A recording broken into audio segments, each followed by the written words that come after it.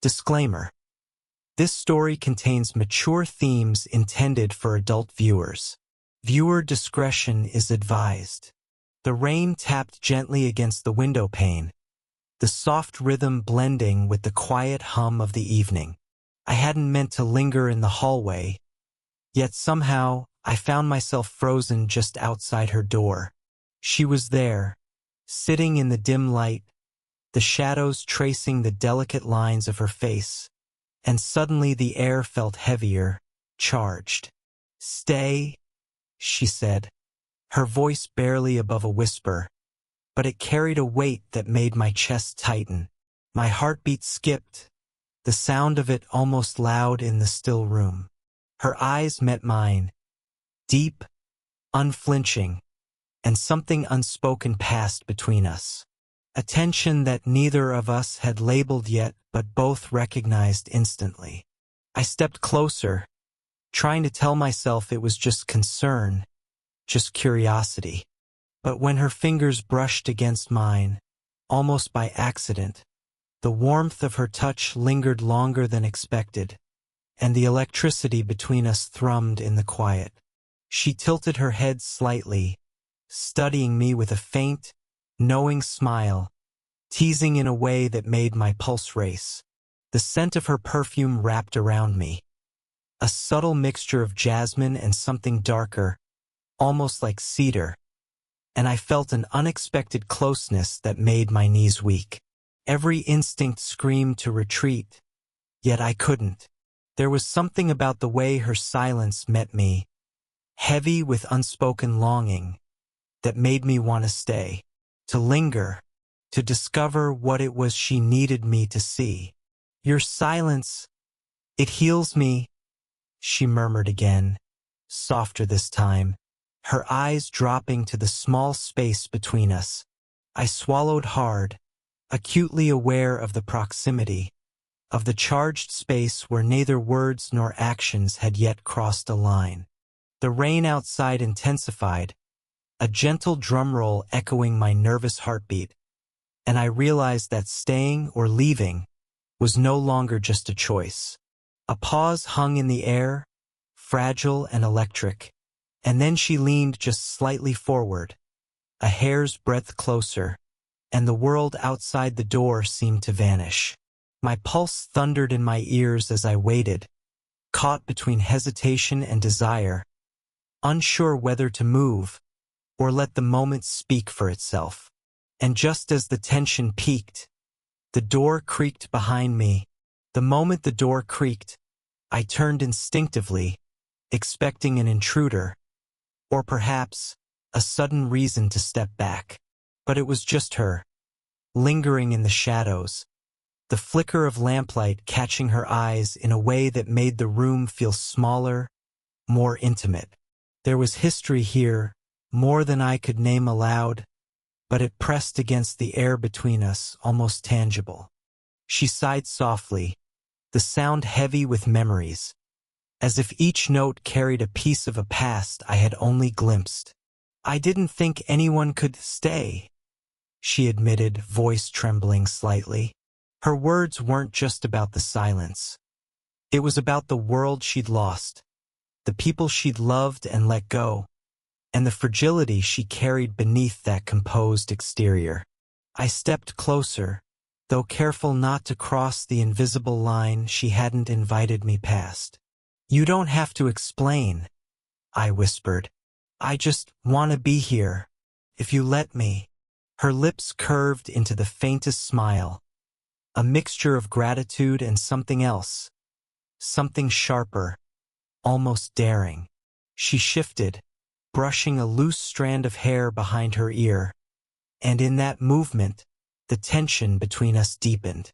Every small motion seemed charged, every glance layered with meaning. I felt my chest tighten, the warmth in my stomach spreading as if the space between us had become magnetic. "I've lived in silence for so long," she said, her gaze dropping to the table between us. "Sometimes it's easier to let someone just sit there, to not ask too much." Her fingers lingered near the edge of the table, and I noticed the faint tremble, a crack in the armor she always wore. But now, it feels different. I didn't speak, didn't need to. The weight of unspoken words, of hidden desires and fears, pressed on us both. I could see the longing in her eyes, a subtle ache for connection, and it mirrored something I tried to ignore about myself, something I had wanted for longer than I wanted to admit. A quiet laugh escaped her, almost shy, as if surprised by her own vulnerability. "You're stubborn," she teased lightly. "But maybe that's why you fit here, in the quiet, in the chaos." Her words wrapped around me, tender but electric. I swallowed, aware of every inch of proximity, every heartbeat echoing in the still room. There was danger in staying, in giving in to this unspoken pull, yet the thought of leaving felt unbearable. She was a storm I didn't want to weather alone, and perhaps a warmth I didn't want to resist. The rain outside intensified, drumming against the windows like a secret applause for the tension building inside.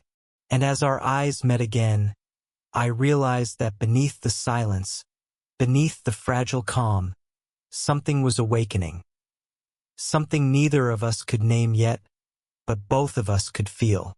And in that suspended moment, I knew we were on the edge of something that would change us both. The rain had slowed to a soft drizzle, but inside, the air felt heavier, charged with thoughts neither of us dared to voice aloud. I caught her glancing at a photograph on the mantel, her fingers tracing its frame with a delicate touch. A man smiled back at her from the past, a ghost of a life she couldn't forget. I felt a pang, an unexpected surge of something sharp, something like jealousy that startled me. She noticed my gaze and gave a fleeting, almost mischievous smile, as if teasing me for feeling it. "He was—" Her voice faltered, then steadied. "Part of my story, but that story is over."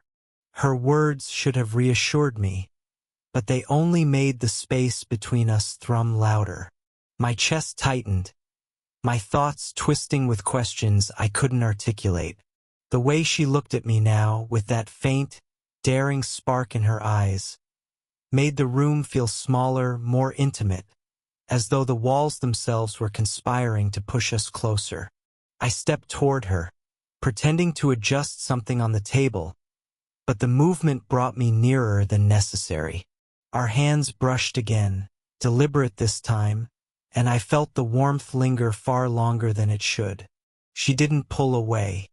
Instead, she tilted her head slightly, letting her gaze hold mine, daring me to break the fragile line of restraint we had maintained. "Why do you stay so close?" she asked softly, voice playful but edged with something deeper. A shiver ran down my spine, and I realized it wasn't just the closeness. It was what we both wanted but couldn't name aloud. Her laugh, low and teasing, broke the tension for a fraction of a second, but the electricity returned the moment silence fell. The room seemed to hold its breath with us, waiting for a choice neither of us was ready to make. Every glance, every subtle shift in posture, hinted at desires that had been simmering beneath the surface, threatening to boil over. And then, almost imperceptibly, she leaned just a fraction closer, close enough that our foreheads might have touched if I moved. My heartbeat surged, a heady mix of anticipation and restraint. One look from her, one charged silence, and I realized we were teetering on the edge of something forbidden and thrilling. The tension stretched between us, palpable and unbroken, as the faint scent of rain and something warmer wrapped around us, making the moment impossible to ignore. The house was quiet now, the usual hum of life muted under the weight of the late hour. Rain still traced streaks down the windows, casting a silver glow across the room. but the world outside no longer mattered. It was just her, just me, and the magnetic tension that refused to be ignored. I found myself lingering in the doorway of the small study, pretending to examine a stack of papers, yet every glance at her drew me closer. She sat on the edge of a chair, her posture relaxed yet deliberate, as if aware of the invisible pull between us. Her eyes flicked up, catching mine, and a small, almost imperceptible smile curved her lips. "Come closer," she whispered, not a command, but a challenge. My chest tightened at the tone, every nerve in my body alert. I stepped forward, the distance shrinking with every heartbeat. The space between us seemed charged, magnetic, and I could feel the warmth radiating from her without a word being exchanged. She leaned back slightly, letting her fingers graze the edge of the table near mine, drawing me in with a subtle, deliberate closeness. The scent of her soft, inviting, with just a hint of something darker, wrapped around me like a promise. I could hear my own breathing, quick and shallow, matching the rhythm of the storm outside. Do you ever wonder what could happen if we just stopped pretending? Her voice was low, intimate, carrying a dangerous weight that made my pulse spike. I swallowed, aware that the line between caution and desire had blurred entirely. I moved slightly closer, just enough that the air between us felt like a fragile bridge of tension. Our eyes locked, unspoken questions lingering, the kind that could ignite everything or break us apart. My hand hovered near hers, hesitant, yet the energy in the room seemed to dare me forward. A sudden sound, a floorboard creaking somewhere in the house, made both of us pause, hearts racing. The world outside seemed to intrude just long enough to remind us that the moment was both fragile and fleeting. Then, without warning, she leaned forward, eyes locked on mine, and the room felt suspended in time, charged with a secret promise neither of us could resist.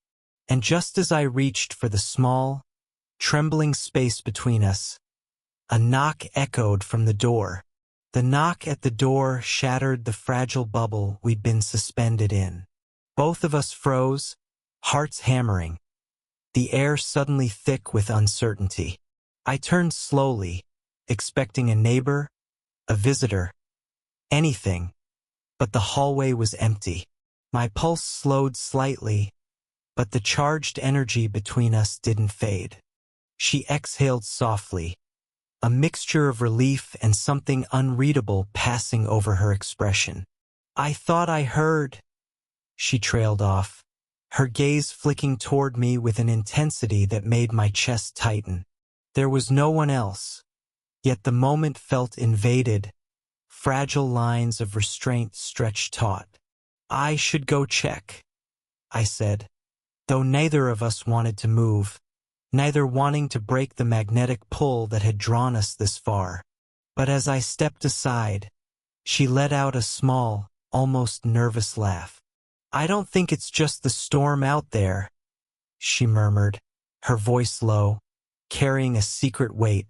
I turned toward her, sensing the shift, and she leaned forward slightly, eyes glinting in the dim light. "There's something I've never told anyone, not even myself sometimes." I held my breath, waiting, the storm outside seeming to pause along with us. "What is it?" I asked, voice barely more than a whisper. Her hands clasped in her lap, trembling slightly, and she looked away, then back at me. "I've always wondered if someone could see me, not just the widow, not just the mask I wear, but really see me. And when you stayed, when you didn't turn away, I realized maybe someone could." The words hit me harder than I expected. It wasn't just longing. It was vulnerability laid bare, a confession that risked everything. My throat went dry as I processed her honesty, the electric tension between us morphing into something heavier. Trust, desire, and fear all tangled together. I stepped closer, careful yet deliberate. "I see you," I said simply, letting the truth hang in the air between us. She blinked, a mixture of surprise and relief washing over her face, and for a long moment, neither of us spoke. The rain outside pelted harder, a rhythmic applause to the secret unveiled. And then she smiled, a faint, almost mischievous curl of lips, before glancing toward the door. "There's more you don't know," she said, the promise of another secret lingering. "But not yet. Not tonight." The room held its breath with us, suspended on the edge of revelation, attraction, and the unknown. Everything had changed, and yet nothing had moved. But the tension, the risk, the unspoken promise, made it feel like the world itself had tilted. We were on the brink, hearts racing, knowing that whatever happened next could shift everything between us forever. The storm outside had eased to a gentle drizzle, but inside, the tension was relentless. The room felt smaller now, confined by the weight of decisions we couldn't ignore. She stood by the window, fingers pressed to the glass, as if trying to anchor herself against the whirlwind of emotions. I remained near the door, hesitant to cross the invisible line, yet unwilling to retreat. "I can't keep pretending this is normal," she said finally, voice trembling but resolute. "Every glance, every word. It's more than friendship, more than what I thought I could handle. And she paused, swallowed hard, then continued, "I can't let it go unspoken anymore." I stepped closer, careful to meet her gaze without overwhelming her. "Then don't," I said softly. "We don't have to pretend, not now. Not when it's this clear." Her breath caught, and for a moment, the room fell silent except for the faint patter of rain outside. The weight of our choices pressed down, but the air between us shimmered with a new kind of electricity, one born of honesty, of trust, of the raw vulnerability we had both been avoiding. "I was afraid," she admitted, her voice breaking slightly, "afraid of what it would mean, of what people would think. But I can't ignore how you make me feel, how you see me." Her eyes glistened, but there was no shame in them now, only a daring hope. "I see you," I said, taking another step closer. "All of you, and I don't regret staying, not even for a second." The tension that had gripped us for weeks seemed to crack, releasing in a subtle, charged exhale. She took a step toward me, then another, until we were only a breath apart. The storm inside us had reached its peak, and yet the world outside seemed to pause, giving us this fragile, suspended moment to confront the truth. "I don't know what comes next," she whispered, a faint smile tugging at her lips. "But I want to face it with you." My hand reached out instinctively, brushing against hers, and the contact sparked a warmth that was more than physical. It was a promise, a mutual understanding that whatever risks lay ahead, we would face them together. The storm had tested us, revealed cracks, exposed longing, and now it had led us here, to the edge of something real and unshakable. We lingered there, hearts racing, eyes locked, neither speaking yet both understanding. The night had been a maze of temptation, fear, and confession, and finally, in that quiet, rain-scented room, we allowed ourselves to simply be, together without pretense, with everything hanging in delicate balance.